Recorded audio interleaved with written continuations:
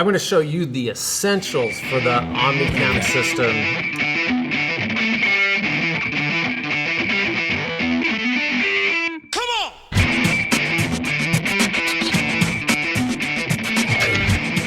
The Omnicam is extremely easy to use, very intuitive, and the software is just the same, but we need to know certain things to actually be successful through the program. So over the course of the hour, I'm going to talk about different tips and tricks and the general uses for CEREC and the Omnicam. The first thing I'd like for you to notice is that the screen is really simple. It's very straightforward. There are a couple main areas to the program. There are the phases that are up top, and then there's the tasks down at the bottom.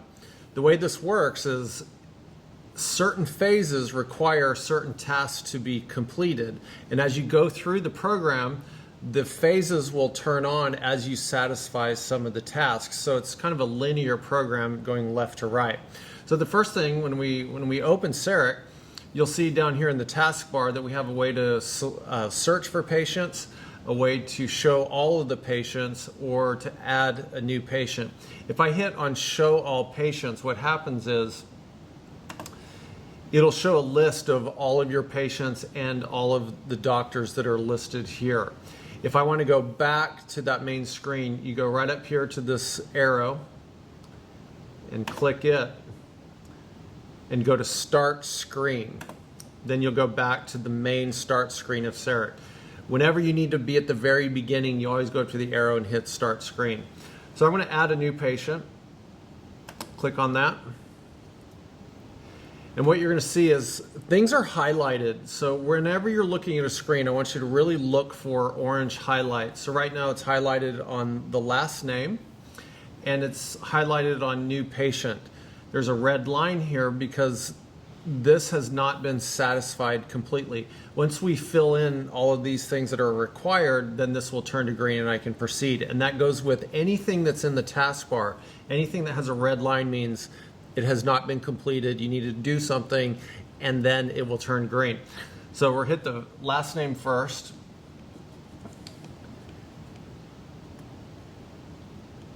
Got to make sure I know how to spell my own last name. So Ehrlich, I'm putting me as the patient. Then the first name, you need to have that. Then right here it says date of birth. You need one of two things filled in, the date of birth or the patient ID number. Honestly, we don't put in the patient's birthday because why do you need it? It's not necessary, but in the program it's something that's required. However, I'm going to skip it and put in patient ID number. You can actually put in the patient ID number if you want, but we just put in a random number, so I just throw my fingers over some of the keyboard icons and gives it some numbers and letters, and so that allows everything to be satisfied and I can move on. The reason why we just kind of randomize this is that whenever I'm looking at all of the patients, it will still be in alphabetical order, and I am pretty confident you can find your patient's name alphabetically, so all of this is a little extra. I'm going to go to the next stage, which is add case, and you're going to see on the left-hand side different options. This says single restoration, bridge restoration, or implant. We start off with the most basic thing, like what is the restoration going to be? That's basically what CEREC needs to know. I'm going to select single restoration, and then a new window pops up, and then what kind of single restoration? A crown inlay, onlay, or veneer, or is the tooth missing? So in this video, we're just going to stay on crown. Left click on that, and once you select that, then the next window comes up. This is called the design mode. There's three different design modes, the biogeneric, the biocopy, or what they refer to as the biogeneric copy, or the biogeneric reference. The biogeneric individual is the mathematical calculation of dental anatomy. It analyzes the adjacent teeth and goes through the scanned human teeth that's in the database of CEREC and tries to figure out mathematically what goes in there the best. It's much like if like a terrorist is running through Heathrow and the security cameras only get a few shots of him, they only need a little bit of data to figure out what the rest of his face looks like. So CEREC kind of works the same way. It only needs a little bit of data on the adjacent teeth to figure out what is the virgin tooth that goes in that slot. So it's a very popular way of making restorations. The other method is called the biogeneric copying. This is where you don't want CEREC to calculate the occlusal table. You want it to reprint or remake the occlusal surface for what it was before. Perfect example is you're making a crown to retrofit a partial denture. You and I both know how difficult that can be. It's very difficult when it comes to the lab. In CEREC, it's extremely easy because all you need to do is image the tooth or the crown beforehand that fits the partial denture. And in this biocopy mode, we just tell CEREC, hey, copy this three-dimensional shape, and if there's a 0.02 undercut, there'll be a 0.02 undercut in the milled restoration later. So biocopy is the opposite of what biogeneric individual is.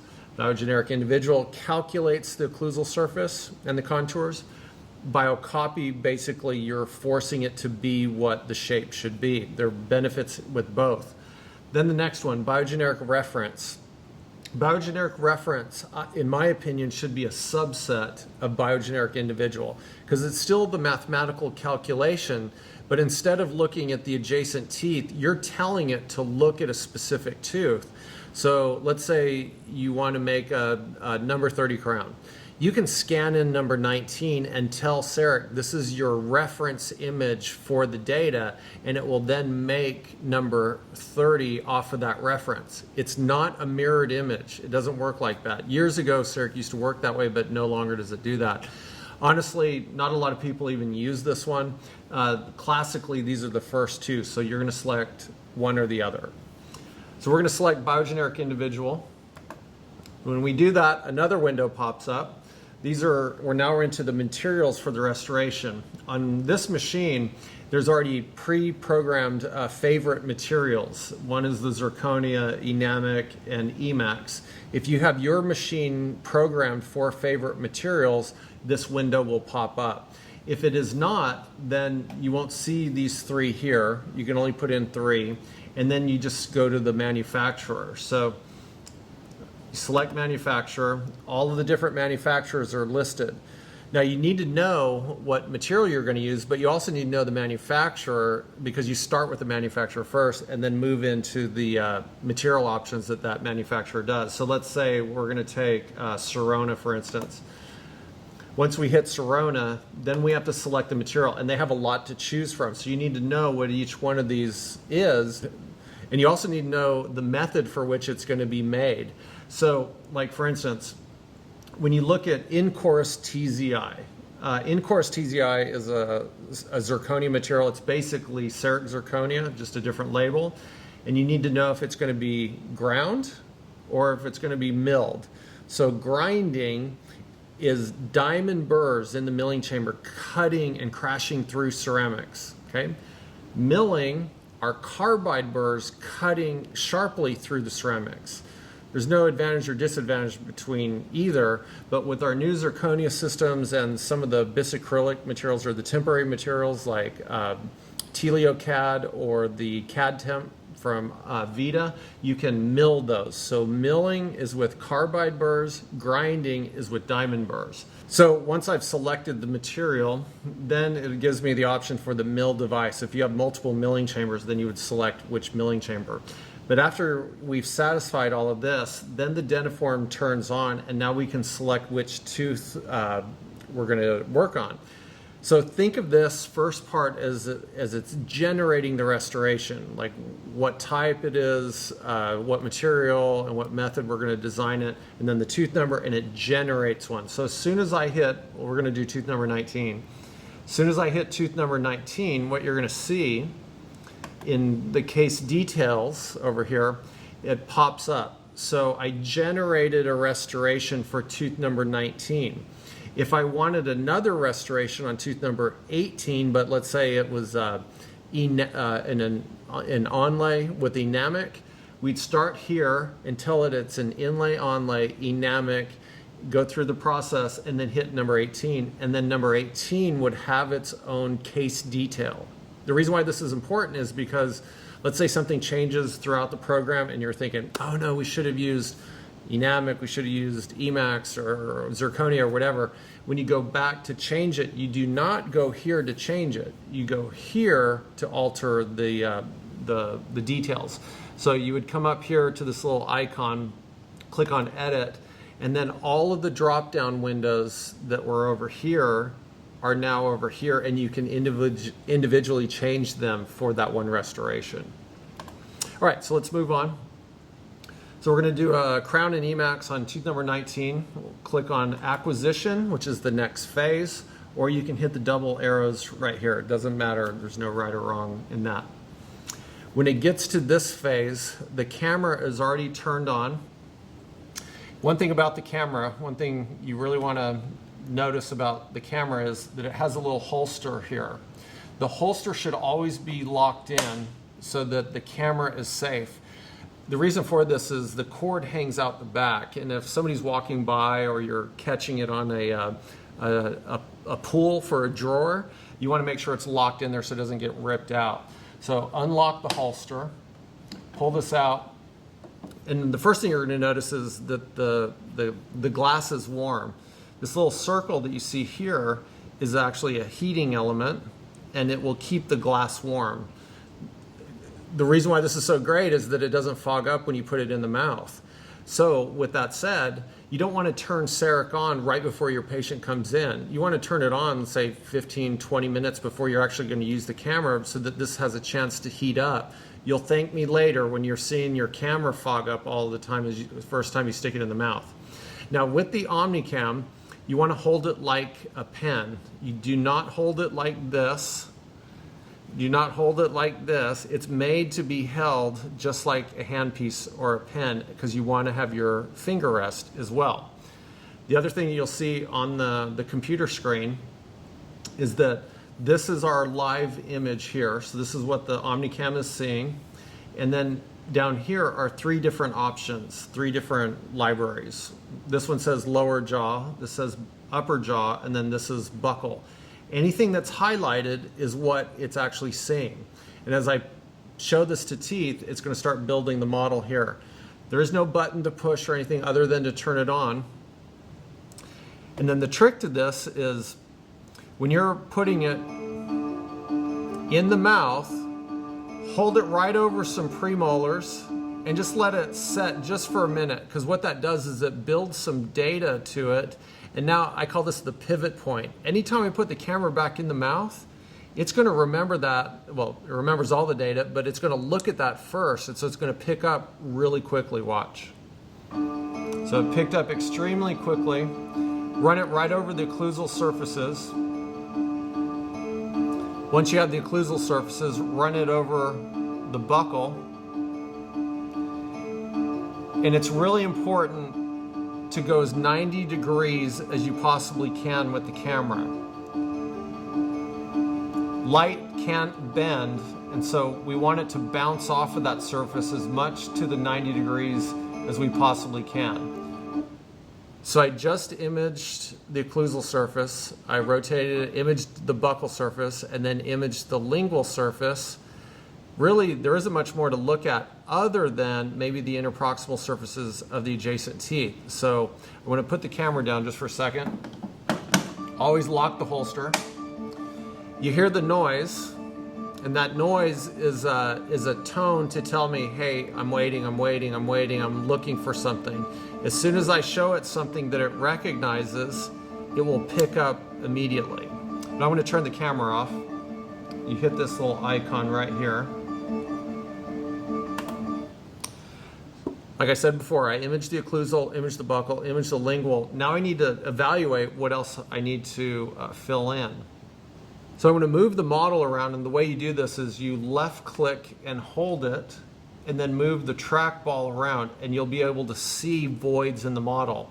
If you wanted to see the model even bigger, you click on the middle button and make this bigger by going in and out with the trackball. So the reason why this is important is I don't want to make the file size of this so big that CEREC has a hard time making the restoration. So really the rule of this is just give it enough data and no more. So I need to fill in the mesial of number 18 and probably, yeah, a little bit of the distal of number 20. And there really isn't much more to do. So this shouldn't take much time at all. I'm still in the lower jaw catalog because it's highlighted. I'm going to go over here and click on the icon for the camera, left click. Camera comes on, you can hear the noise because it's waiting. I'm waiting to see something. And I'm going to go right back to that pivot point. Now what comes into play is all I have to do is show it the mesial surface and tip it and show the distal surface. And I've got the two primary surfaces that I need to make interproximal contacts. Now on number 18, the distal surface isn't totally filled in. And you can try to get back there and fill that in, but it's an insignificant area. There's no reason to even show that. So you have to know, hey, is this an important area of data to actually make the restoration? The distal of 18 for a crown on 19 doesn't even come into play, so you don't need it. Another way that you could actually get the interproximal contacts for 20 and 18 would be to put the camera in the mouth, the pivot point, and then the camera can actually rotate 90 degrees, so it'd be just like if you were pulling the cheek back. And now I can tip it and see the mesial and distal of the teeth. And that makes it a lot easier because you're pulling the cheek back at the same time. If you ever use the blue camera or the red camera, those rotations were not allowed at all. So this is going to be a little bit difficult for you to get used to, but there are no rules with the Omnicam other than getting it 90 degrees. The last thing I'd like to mention about using the Omnicam, don't go too fast.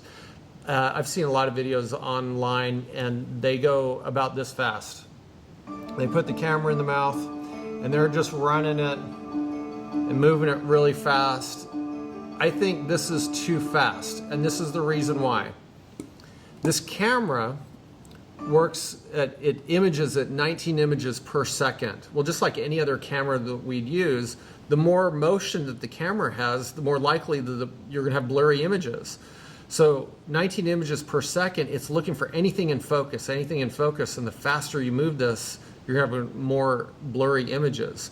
And what you'll see later when it's rendering the model, it may take longer to actually render the model the faster you're moving with this. So you don't have to move it very fast. Okay. So again, it's waiting to take images. I'm going to turn it off just for a second. So we've imaged the lower jaw. Next thing we need to do is image the upper teeth. So make sure you click on this because we have to tell it that it's something different. And when you do that, you'll see that the model changes. Get our camera. Always get in the habit of locking your weapon in the holster. Make sure you're imaging the appropriate teeth here. I'm going to go right to the premolars. Canine area is good. Build up just a little bit data. Now this model is different. We're not building a restoration off of this, so if some of this is a little bit blurry, it doesn't matter that much when it comes to the occlusion, so you can be a little bit quicker on this.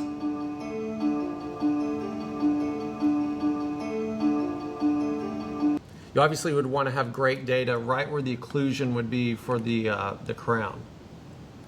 Another very important area to image, especially on opposing teeth, would be to image, get the gum line really well, because when we do the buccal bite, it's really going to shrink wrap right into that zone, so you want to make sure you image that well. Okay, so we have the lower, the upper, now we're going to hit the buccal. And what that means is we have to give CEREC information so it'll articulate the teeth together. And the only way to do that is if we show the data with the patient closed completely. I would suggest that you tell the patient to bite hard without hurting themselves. You want them to maximize their CO position, a compressed CO position. Hold it tight. Tell them don't move, because a lot of the times when you stick it in the mouth, you say bite down and they just continue to bite. Just tell them, no, bite down hard and hold just like that. I'm going to pull on your cheek just for a second. It won't take but maybe 15 seconds. So we flip the camera on. Patient is going to bite down completely. We're going to slide it right underneath the cheek, right through the lip. And you don't have to do too much on this, but what you definitely want to see is imaging of the teeth and the gum line, because that's a very defined area that CEREC is going to see extremely well, so make sure you show it. Some people like to show the preparation. Some people say you don't have to. I don't think it matters, just as long as you have enough data within this model to articulate it. This is plenty of information that you see right here.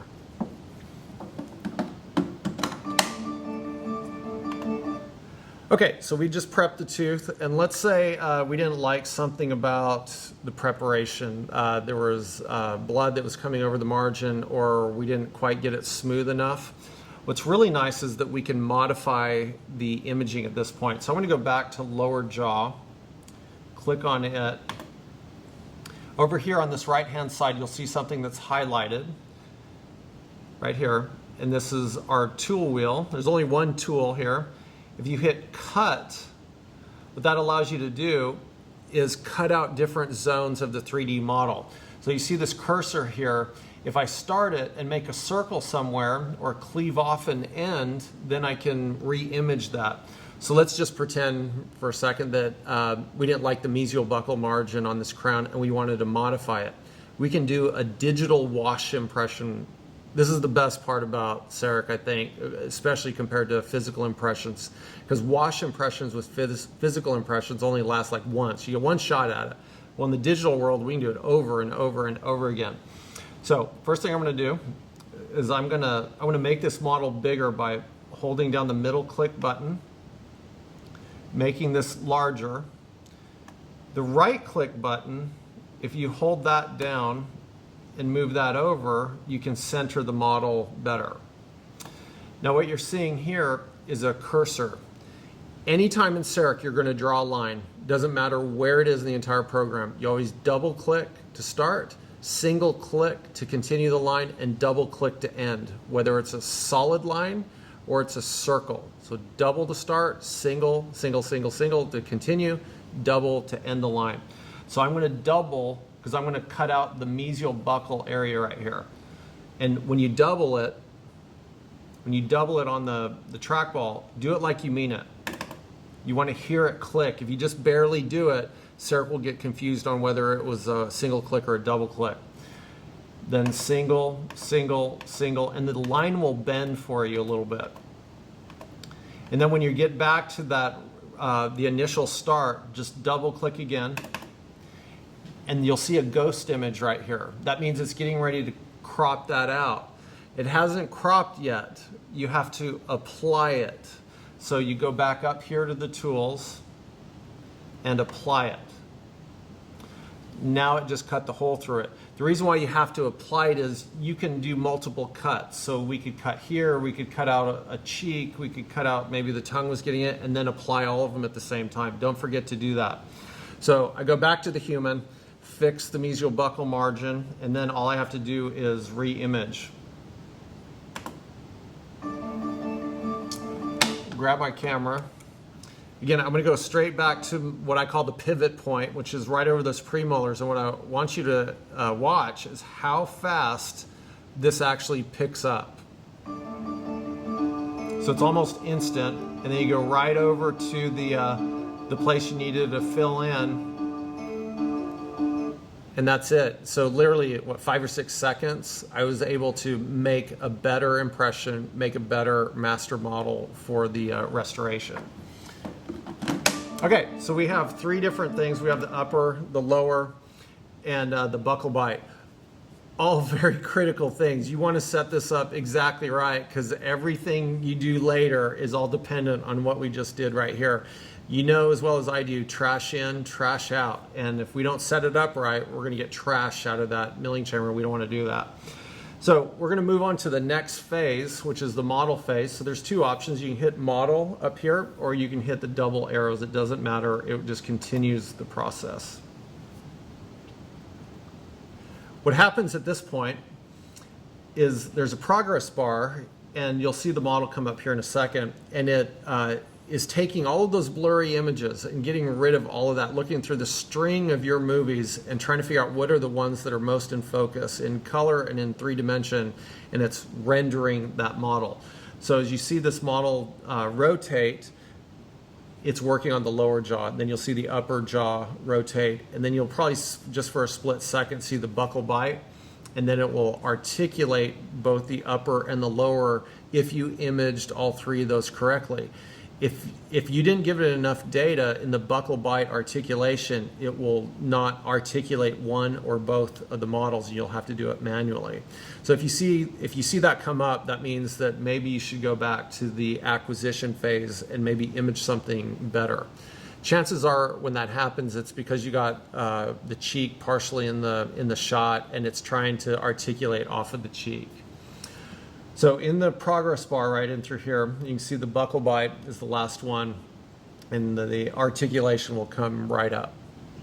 So what you're seeing right now is the upper and lower models, and it's still spinning. That means the hamster is in the hamster wheel, still working, and it successfully articulated the models. Now, it opened them up because I have something turned on. It's called Analyzing Tools. So you look over here on this right-hand side, there's a little icon that looks like a computer that's highlighted. If I turn on and off model contacts, it's the first icon here, it will show you the articulation. So this is what's articulated off of our dentiform. If I turn it back on, model contacts, it opens it up so you can see the articulation. Why is this important? If you want, before you image anything, you can take articulating paper, go into the patient's mouth, have them tap, tap, tap, rub, rub, rub, and the ink will be left on their teeth. And when you image it, Sarek will see all the ink marks, and then when you get to this point, it will show you the digital ink, and if it's overlaid, the digital ink is overlaid on the natural ink that was imaged, you know that those are articulated properly. You don't have to do that. I rarely ever do it, but it's a nice thing to do maybe in a situation where you're unsure about their articulation.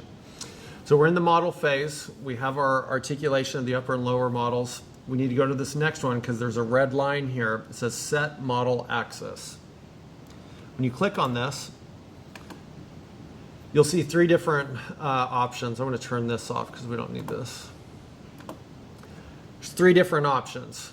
This one is the main one. This is basically the position of the arch. This is curve of Spee and then curve of Wilson. The left click button rotates the model. The right click button, if you hold it down, moves the model laterally. So I want to move it over into the arch, and then I can rotate it in this plane. But if I needed to tip it for curve of Spee or curve of Wilson, then go over here, left click and hold, and rotate the model, and you'll see that all three models are dynamic. As you change one, the others change as well. And then this is curve of Wilson. That's kind of a buccal lingual tilt. What I suggest you do is always look at this screen over here to give you an idea, hey, does it look right in this arch shape? If it looks right to you, chances are these are exactly right. We teach our dental assistants to just put the teeth right across that line, and it gets them pretty close. So that's a good option. All right, so the next thing is you have to say okay to this, meaning, all right, I've got it set, I'm okay with it. This is kind of a redundant step because I've just set the model axis, but Sarek wants us to push a button again to continue to the next phase. So you have to do this twice. You have to say okay and then proceed to the next step. So this next stage, we're in the model phase, and we're going to draw a margin. You'll see that there's a red line underneath it. That means I haven't completed the task. So again, going back to the three buttons, the left click button allows me to rotate the model. The middle one allows me to make it bigger or smaller.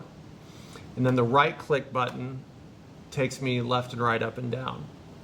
Whenever you draw a line in Sarek, you're going to double click it to start, single click to continue, double click to end.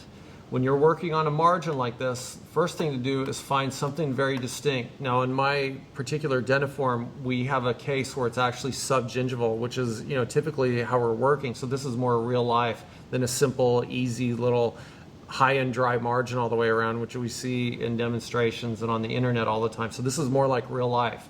What I suggest you do is find a very distinct margin, like on this mesiobuccal. Put the cursor just on the inside, double click on it like you mean it, and what you're going to see now is the automatic margin finder. It's the green line. That's the active portion of the margin. Now it's going to jump around all over the place because it's looking for a very defined edge. If you prep this very smoothly and left a defined sharp edge, it will pick up that edge right on the very, very last little pixel of it. But subgingivally, that's harder to see because the gum line is up higher. So as I move this around, you're going to see that the green line kind of jumps around some. And it may not be right. It's okay, because we're going to edit this here in a minute. When I left click this, one click, now this turns blue and it's set. Again, we can edit this later, but this is now set. This next portion is the only live portion of the margin. And it doesn't matter that it comes up on the gingiva. I'm going to fix this later. Just in this data set, in this area, that just happens to be the sharper edge than down where the margin is. What I suggest you do is just wrap this margin back as fast as you can. It doesn't matter that it's not in the right place.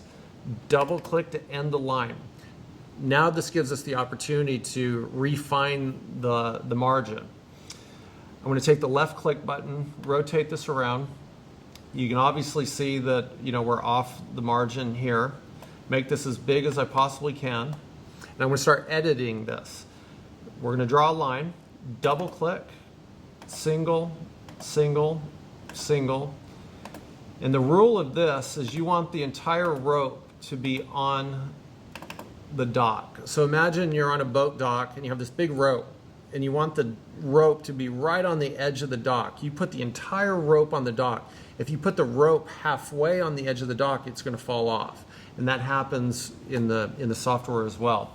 So make sure that finite little line is right on the very edges you possibly can, but the entire thickness is on the dock. Again, double click, single, single, single, single, single, and then double. What you cannot do is edit the entire thing. It will double back on itself and you'll have a margin circle that's only this big. So you only do it in sections. I would stay away from doing a half a tooth, so just do it in thirds or quarters. So this next section right in through here, I have a good margin here and then it turns into a good margin there. Double click, single, single, single, and then take a big bite on that double and you'll see that we have a good margin there as well.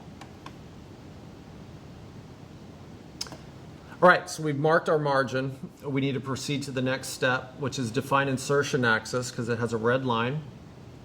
Left click on that. Now this is where you have to play doctor. You have to look at the proposal and can you get a crown to go in that direction? If you say yes, then it's good. What I suggest you do is make sure that you know, the insertion axis is proper for the tooth, but also that the adjacent teeth, you can see the gingival papilla in here as equal as you possibly can. Because although you can have an insertion axis like this, you can't because it's going to bump into the mesial of 18. So you want to dial this in to where it's equal on both sides. After you rotate that into a good spot, just hit OK, and then proceed to the next step.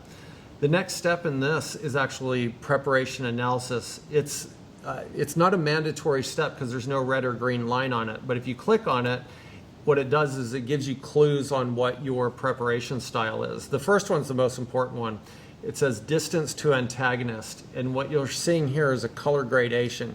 If there's anything red or pink area that's over your preparation, that's just telling you, hey, warning, that may be a little too thin, double check this, and you may have not prepped completely. So obviously I'm in the green zone, I've got plenty of reduction in through here.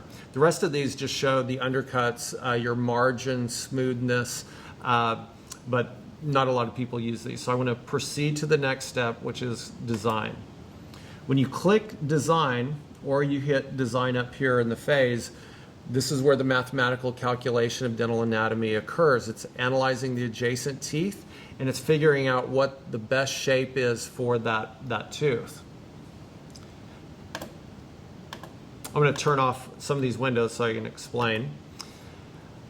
So the first thing you're going to notice, wow, CEREC has some awesome anatomy. It's really been able to demonstrate how well it can analyze adjacent teeth. And this is so powerful compared to the years before where we never got proposals like this and we were constantly fiddling with the proposals just to get them to this close. So there isn't really a lot to do on this.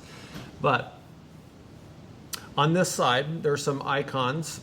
When you see this top one, this is a an option tool, I don't know of one time I've ever hit this button, so I wouldn't even go into it. It's just basically how you want to look at it: buccal, lingual, distal, mesial.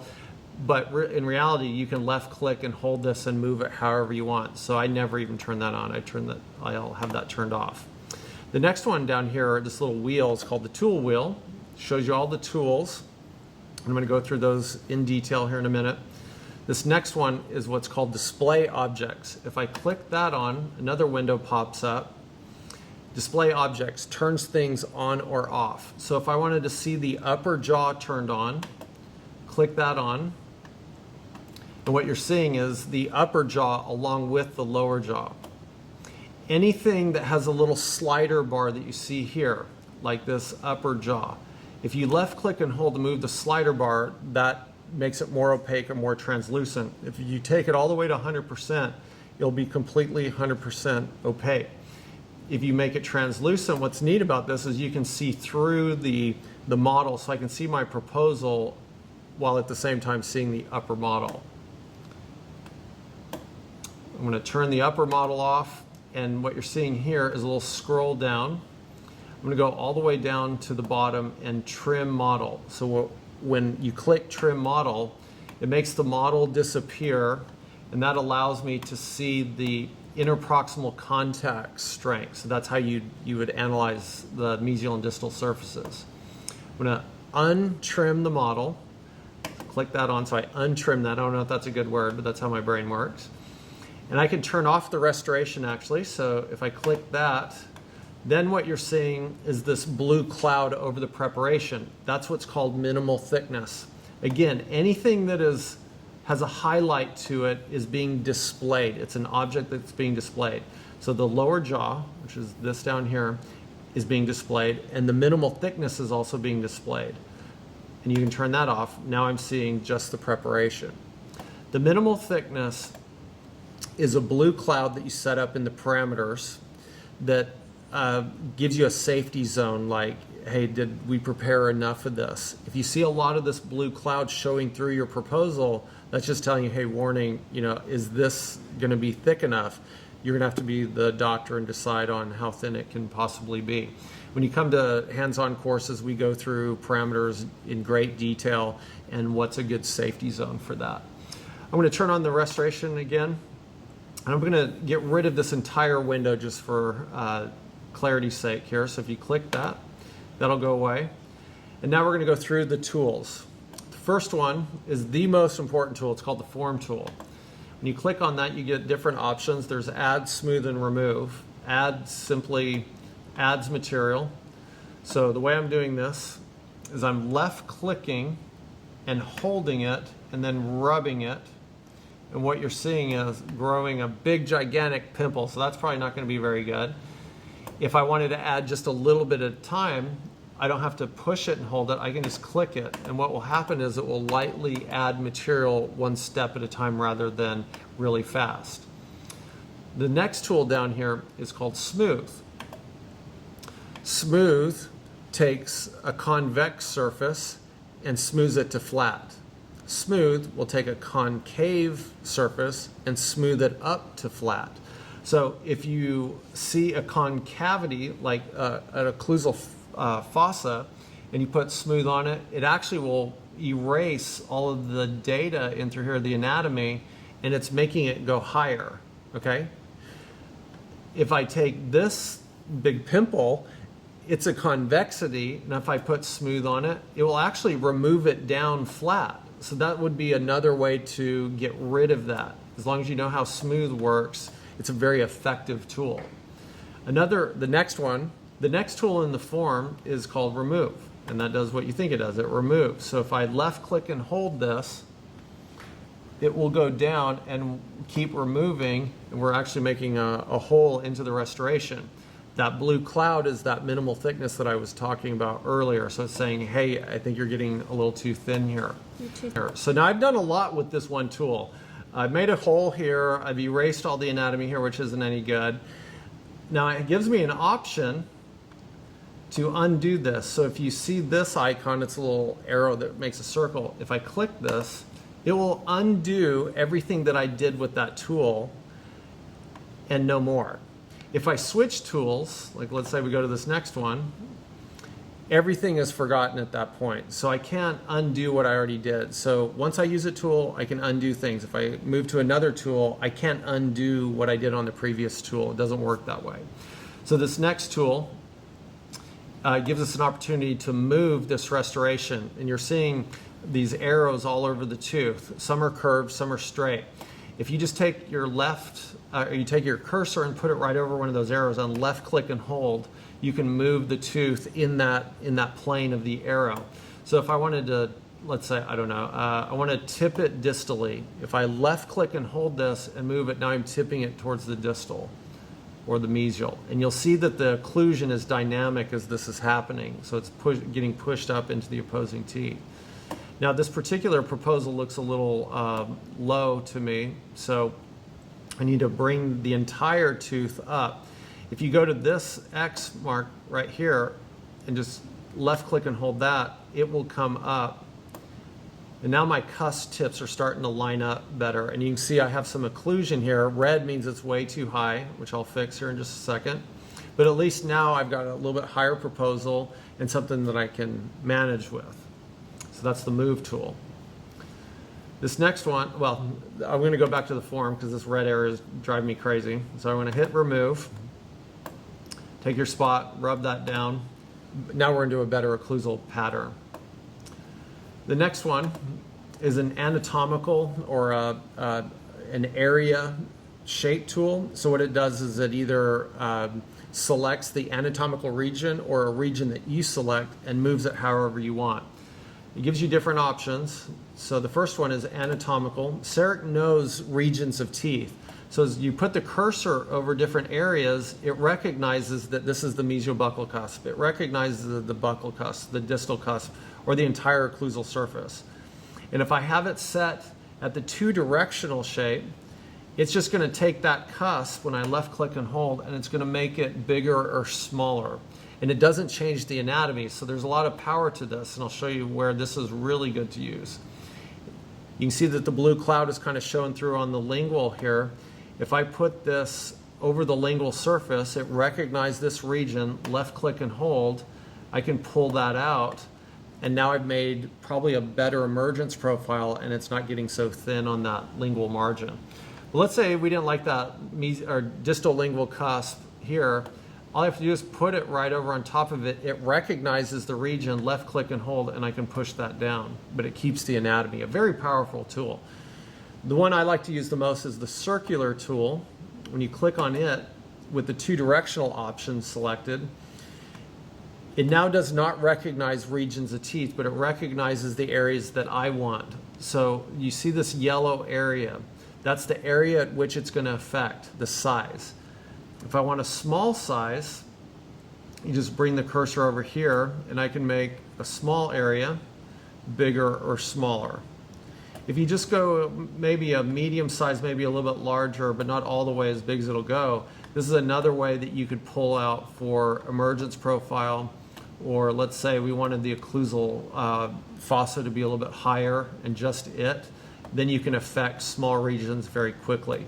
So the two-directional circular shape tool is one of the tools you really want to learn how to use.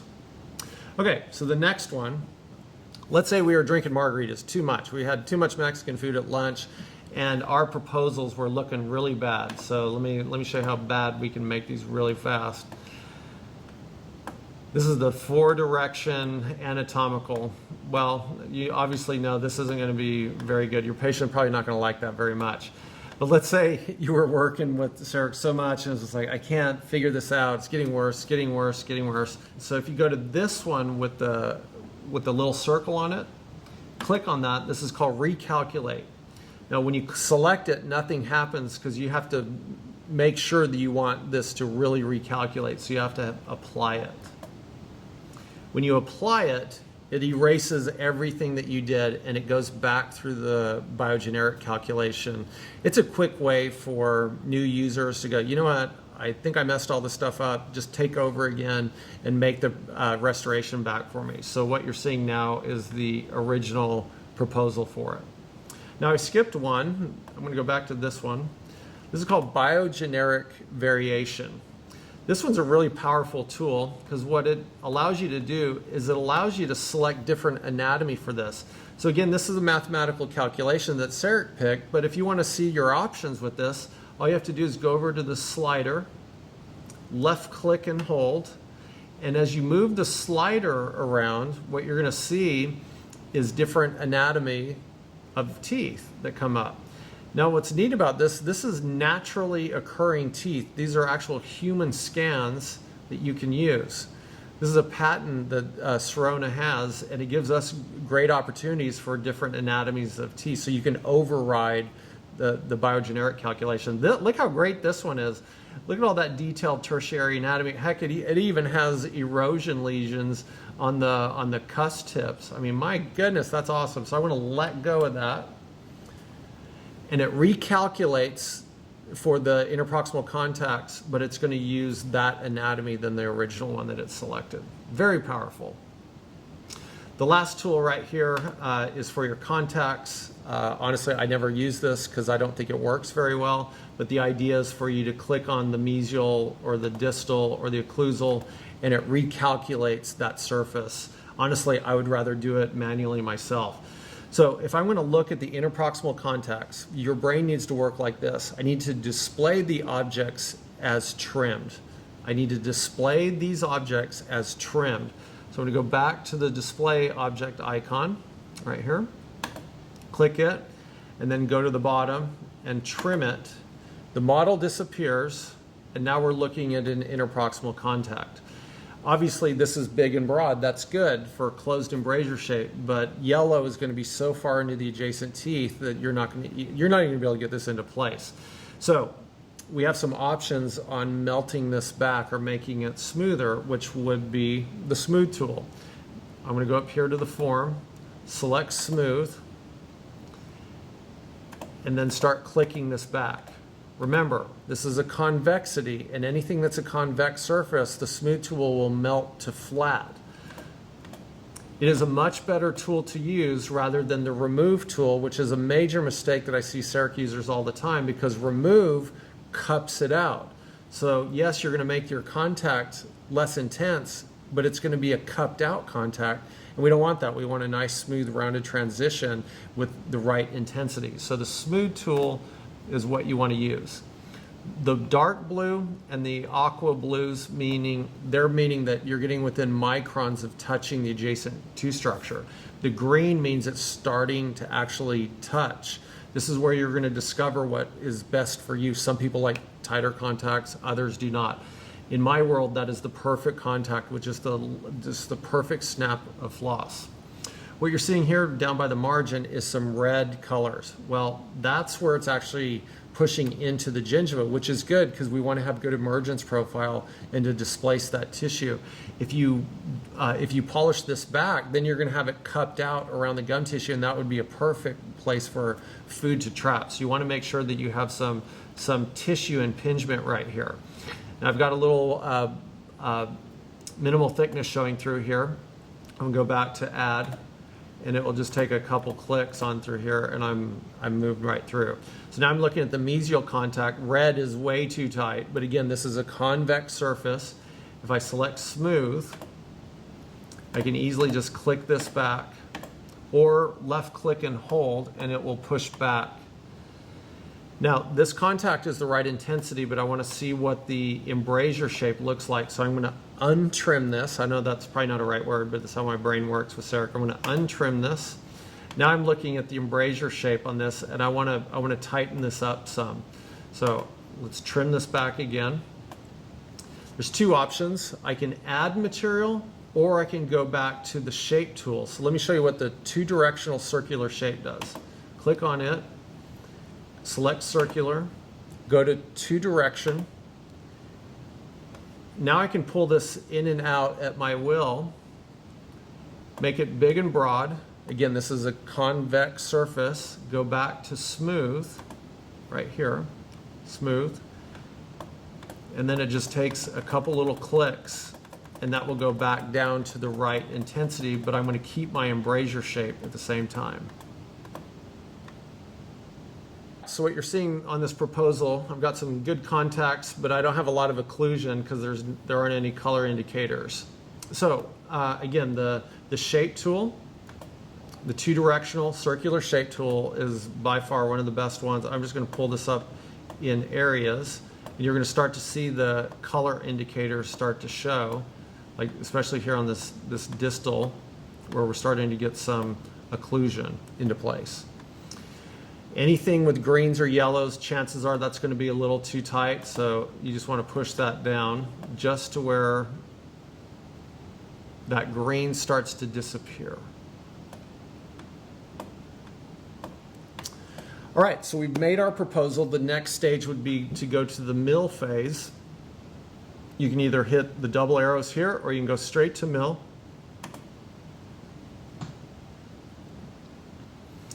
At this point, Sarek is calculating all of the motions of the burrs that's going to go into the milling chamber here in a minute. Again, we have icons over here. Anything that's highlighted is something that's being displayed. So there's a few new ones here, or a couple new ones. This one right here are the devices in the export. What that means is, what milling chamber are you going to mill it out of? If you have multiple milling chambers, you'll have the option of selecting which milling chamber. The next thing over is how it's going to mill. Is it going to be fast, which means it mills in 50 micron cuts, or fine, it mills in 25 micron cuts? It technically doesn't mill it faster, like the motors aren't moving faster, it just mills in bigger cuts. So if you mill in fast mode, yes, the time will be shorter, but you may see some striations in the cuts of the mill. Personally, I always mill all ours in the fine mode, which is already selected. The next icon that you see over here, which are little icons of blocks, it's telling you the manufacturer and then the size of block that it's proposing that you mill it out of. If you see anything with a triangle with an exclamation mark, what that means is the block is going to be too small for the proposal. And you'll see the red areas. That's where it's penetrating outside the perimeter of the block, and this cannot mill that. So you want to select the next highest one, which Sarek usually does. And now we're into what's 14. And the importance of this is you need to know what block size it is, because that's what we're going to go put in the milling chamber. So we have a Emacs CAD C14, that's the size of the blocks of the manufacturer, and we're going to hit start milling. Once we do that, it sends the wireless signal over to the milling chamber where you can start milling. Thank you for watching our video on the essentials to the Omnicam. Come on down to Texas. We have multiple classes on multiple units, implants, bridges, veneers, you name it, we got it.